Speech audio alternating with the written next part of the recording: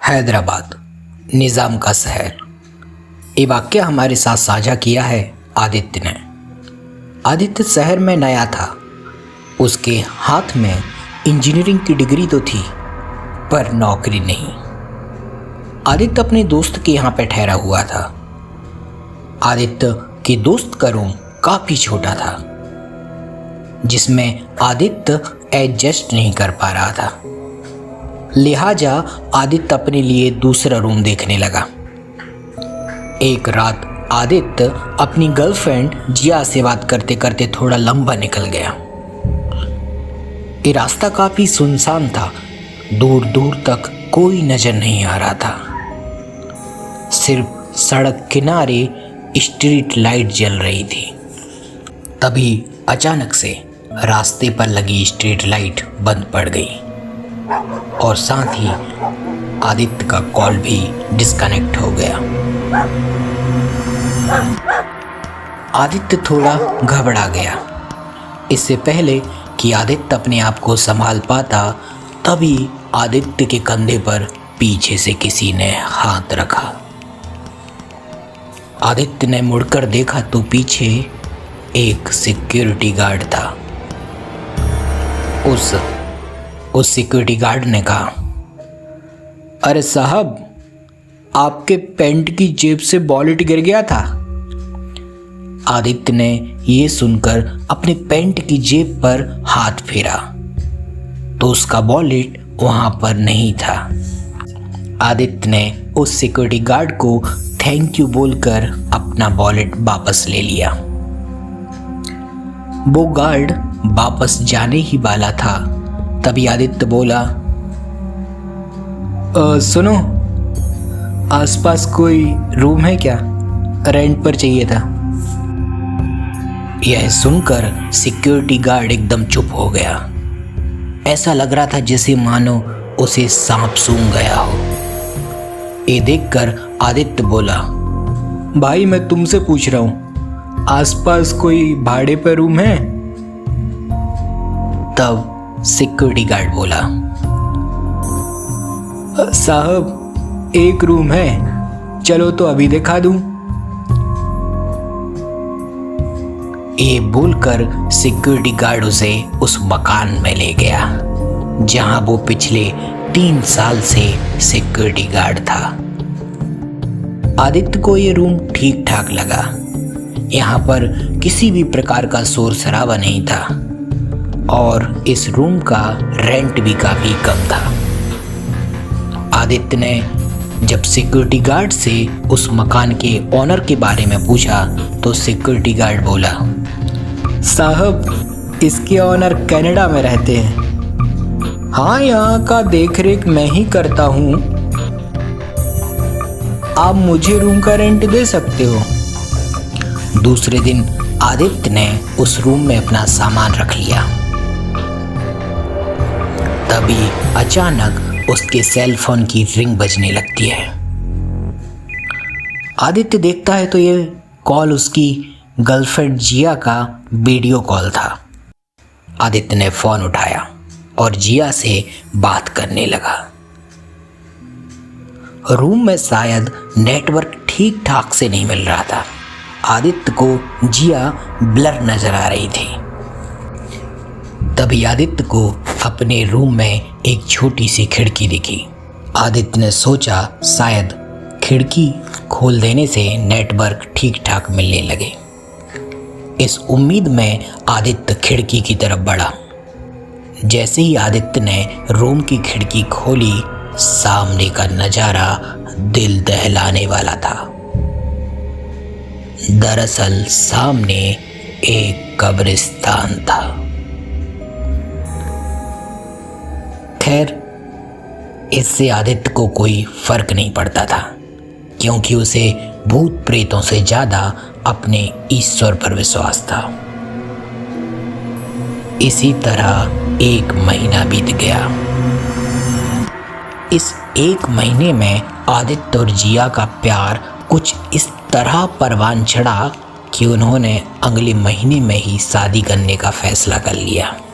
फिर एक सुबह आदित्य इंटरव्यू के लिए कहीं चला गया। जब लौट कर आया तो उसने देखा कि ग्राउंड फ्लोर का दरवाज़ा खुला है। आदित्य को लगा शायद उस मकान का ओनर आया होगा। आदित्य का आधा दिन जॉब इंटरव्यू में ही निकल गया था। उसे अपने रूम पर इतने जाने की जल्दी थी कि वो फटाफट सीढ़ियों से चढ़ के अपने रूम में आ गया।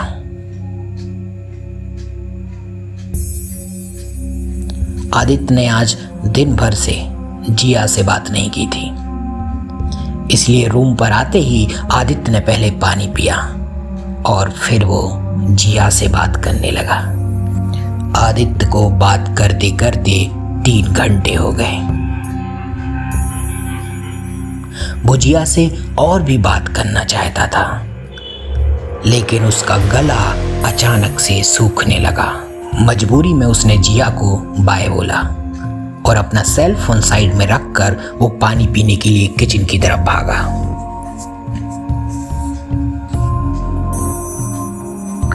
जैसे ही आदित्य किचन की तरफ भागा, किचन की लाइट बंद हो गई और अचानक से उसे अजीब अजीब सी आवाज सुनाई देने लगी।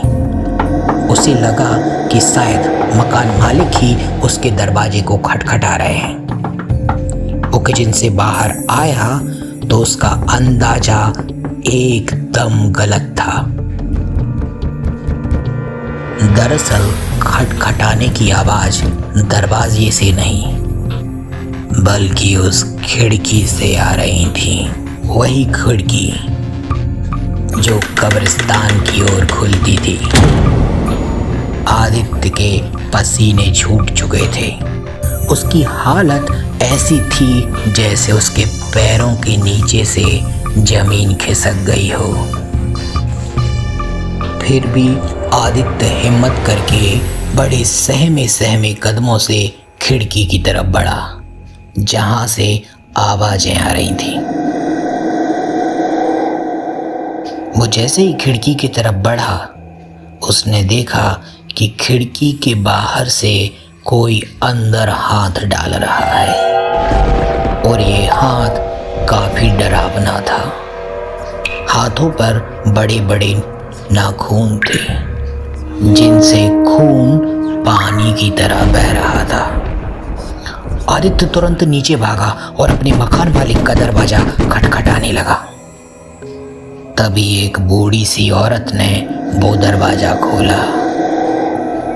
शायद ये मकान मालकिन ही थी। आदित्य ने कहा, आंटी आंटी ऊपर कोई है, शायद कोई भूत। आंटी ने आदित्य का सर का पसीना देखते हुए उसे पंखे के नीचे बैठने को कहा और आंटी आदित्य के लिए पानी लेने चली गई। आदित्य पंखे के नीचे बैठकर दीवार पर लगी फोटो देख रहा था। तभी आदित्य की नज़र अचानक आंटी पर पड़ी, जो आदित्य को पानी लेने के लिए किचन की तरफ जा रही थी। आंटी के पैर उल्टे थे। अब आदित्य को समझ नहीं आ रहा था कि वो क्या करे। उसे ऐसा लग रहा था जैसे वो आसमान से गिरकर खजूर पर अटक गया हो। वो उधर से भागा, बाहर देखा तो बाहर सिक्योरिटी गार्ड वाला भी नहीं था। वो गेट से रास्ते पर लगातार दौड़ने लगा और तकरीबन आधा किलोमीटर दौड़ लगाने के बाद एक स्ट्रीट लाइट के नीचे रुका।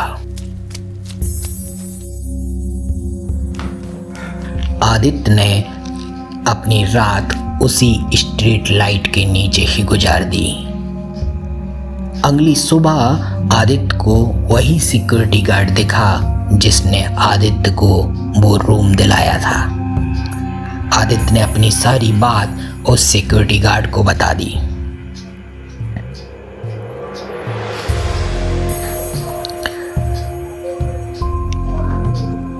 इतना सब बताने के बाद सिक्योरिटी गार्ड ने आदित्य को जो बताया वो काफी भयानक था। सिक्योरिटी गार्ड ने बताया कि तुम्हारे रूम की खिड़की जो खटखटाता है वो कोई और नहीं बल्कि मकान मालिक ही है, और जिसको तुमने ग्राउंड फ्लोर पर नीचे देखा है वो मकान मालिकिन ही है। दुर्भाग्यवश मकान मालिक और मकान मालकिन की मौत कोरोना के कारण 2 साल पहले हो। इनका एक लड़का भी है जो कनाडा में है। दोनों की मौत हो जाने के बाद उन दोनों को यहीं बाजू में कब्रिस्तान में दफनाया गया था।